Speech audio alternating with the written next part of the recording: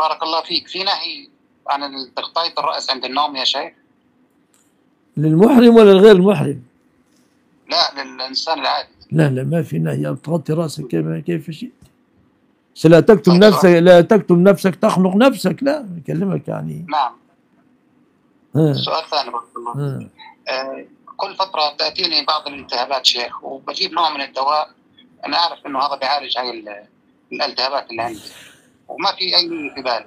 من يومين شفت فيديو لعالم يقول إنه من أخذ الدواء أنه السبب للشفاء، كان كأنه في شرك أصغر يعني. لا لا لا لا لا. كل الناس تأخذ دواء تعتقد أن الشافي والله، ولكن أخذ بالأسباب، فلا داعي للفزلكة يعني.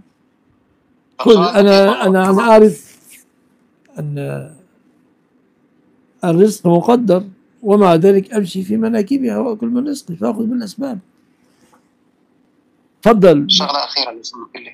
طيب أنا الحمد لله أقسم ملازم يا على عبد أذكار الرحمن. الصباح والمساء. نعم يا شيخ، ملازم على أذكار الصباح والمساء الحمد لله، ومن ضمنها اللهم إنا نعوذ بك أن نشرك بك شيئا نعلمه ونستغفرك لما نعلمه. هل هذا يجنب الإنسان لو وقع في أمور مثلا ليجهلها؟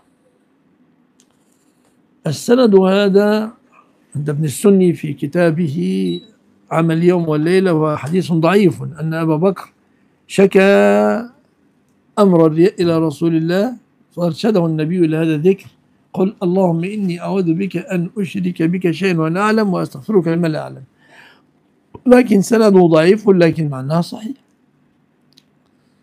دواء من القلب. بارك الله فيك شيخ. يسكن الله وياك الفردوس يا رب. السلام عليكم. عليكم السلام ورحمة الله وبركاته.